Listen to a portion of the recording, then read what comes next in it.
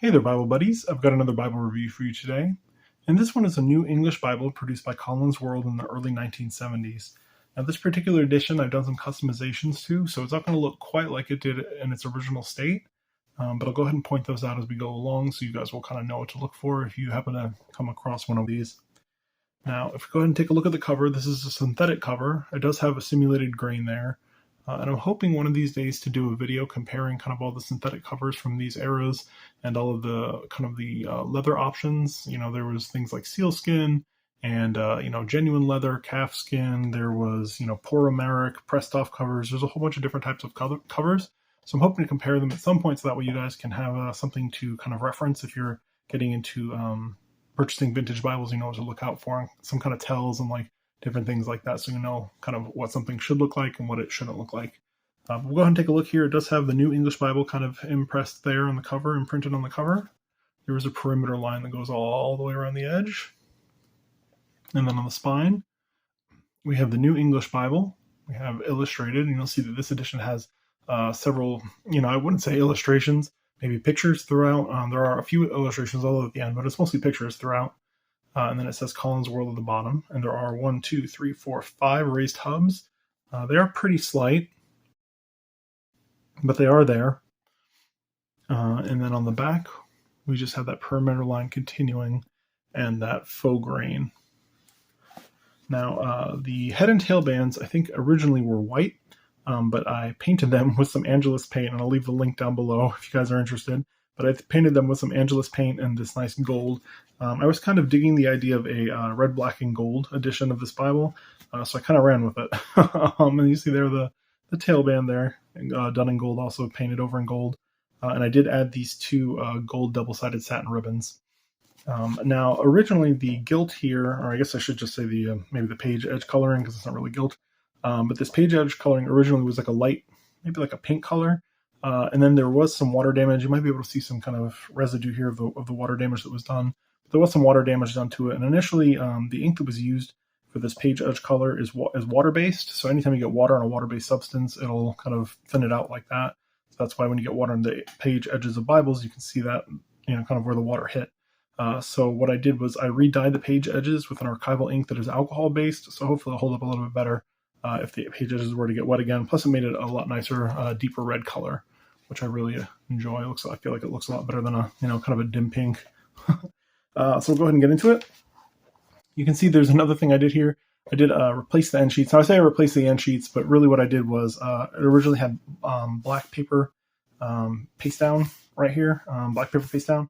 And so all I did was I just bought this paper from a source called Mulberry Papers, and I just trimmed it down to size and then glued it on with some PVA glue.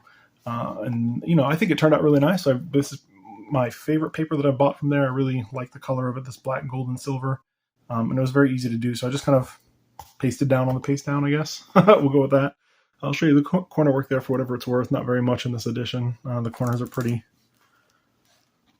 small there, pretty tight. I'll go ahead and get the Bible open. Now, if you bear with me, it's a little bit stiff just because, I glued this paper on top of it. And then, this cover is kind of a hardboard cover to begin with. So it wasn't very flexible to begin with. But you do have a kind of a thick piece of cardstock here. And then you have the presentation page. Followed by that, you have a little page here with a note about the illustrations right there. Then you have one of the images right there. It says Jerusalem from Mount Olives. From the Mount of Olives.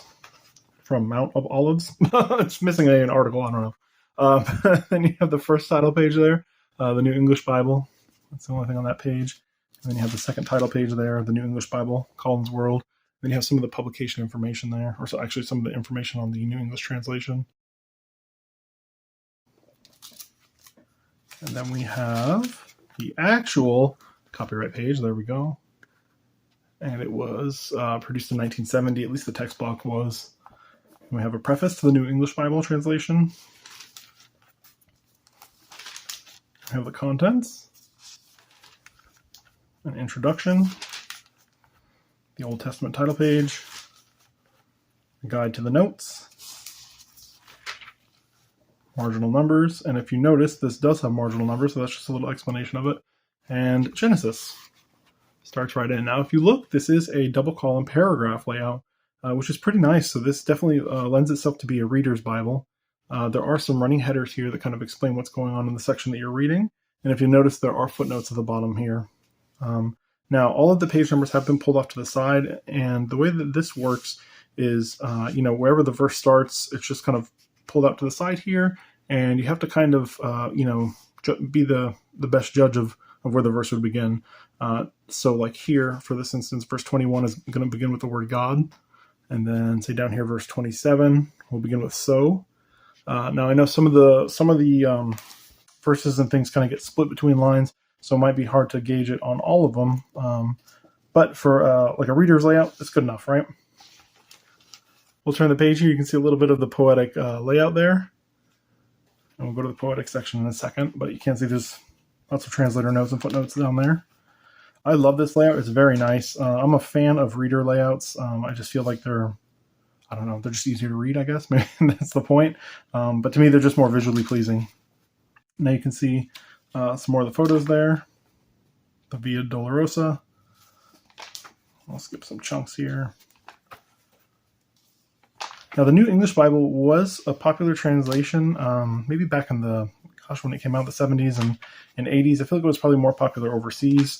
And it's kind of, the popularity has kind of waned over time. So it's certainly not much of a popular translation anymore. But you do see them come up on eBay every now and then. And certainly if they have a leather cover, they usually tend to get pretty expensive. Let's go back. Actually, we'll take a look here at the poetic book. So there you can see some of the poetic layouts. It does look like they made a little bit of attempt to kind of even the lines out. It doesn't look half bad. Looks pretty nice. We'll go ahead and take a look at the paper. I feel like the poetic sections are the best make or break kind of sections throughout the Bible, at least as far as the paper is concerned, because you can really see a lot of the show through if there is any. Now you can see that this paper is pretty good as far as show through is concerned. It does not look like there's any kind of line matching. I can see kind of there's some unevenness in the lines, but I feel like the paper is opaque enough to where it's kind of a non-issue. So we'll go ahead and turn to the New Testament. See if we can't find some red letter, if there is any. There is not. It doesn't look like. So there's Matthew 5 and 6, and it's black letter text. Let me go back and we'll take a look at the end of the Old Testament here, the beginning of the New Testament. So there's an appendix. Now, this particular edition does not have the Apocrypha. If I'm not mistaken, I think the NEB did have a couple editions with the Apocrypha, but this edition does not. And we'll go to the end of the Bible. There are quite a few helps here at the end of this particular edition. Oh, too far. There we go.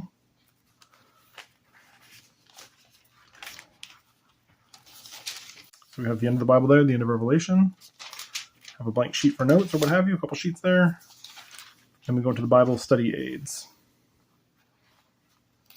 Now, I'm not going to go page by page on this section, but there is quite a bit of little articles and writings and helps, harmony of the Gospels, those sorts of things, explanations of different sections of the biblical text. So it is pretty helpful there. This is probably my favorite illustration. I remember being a kid and having an old Holman Rainbow Bible, which is one I'll have to grab from my mother and do a review on it. But it's like a little kid's Bible, and there's some illustrations throughout. And this is one that I specifically remember being in that Bible, and I always love to look at it. I remember the peacock and the desert fox and the camel and the eagle, these sorts of drawings in that older Bible. But I love this. I love these color illustrations here. We'll flip through a little bit more. You have a time chart of Bible history, kind of interesting. Some more study helps. It's quite a sizable amount of study helps. Here's some more illustrations on the musical instruments and the money of the Bible. Love it, love it. And then we get to the maps. These are definitely some older style maps, very subdued. They do have some color, but they are kind of subdued in those colors. There we go. And you have the back page here, the back flyleaf. Then you have the item number ES4, or the model number for this particular Bible, ES4. And then in the back you have those same end sheets. I didn't show them already. So Pretty nice Bible. If you're into the New English Bible, this would be a nice one to pick up. Again, they pop up on eBay every once in a while. You just kind of got to keep an eye out for them. And actually, come to think of it, I think Cambridge still does produce the NEB, but I think that they produce it as 3 individual volumes, and they're paperback. And I think they can get kind of pricey. If I remember correctly, they were around $150 listed on Cambridge's website. So really, eBay might be your best bet as far as picking one of these up. So let's go ahead and get some measurements. Start with the height. And it measures in at 7 and about 5/8 of an inch. The width is 5 and 3/8 of an inch. And the thickness here isn't that bad. Comes in at 1 1/4 inch. I'm going to go ahead and take a look at the font here. Now for Reader Edition, the font is a little small, for my liking at least, but considering it's kind of a hand-sized Bible in that realm, I guess it's suitable for it. I'll take a look here at the eye and compare it. And this looks to be, it's getting tiny. A 7.5 point on the capital letters. And we'll try and find an M here on me. Looks like the lowercase is a little bit bigger. Looks like an 8.5 point. An 8.5 point lowercase. So it just depends what you want to go off of. I always kind of go based off the lowercase because I feel like there's more lowercase letters than there is uppercase letters. That's just me. So there you go, the New English Bible. If you guys have any questions or comments, anything like that, please feel free to leave them below. Otherwise, Bible buddies, I will talk to you next time. Bye.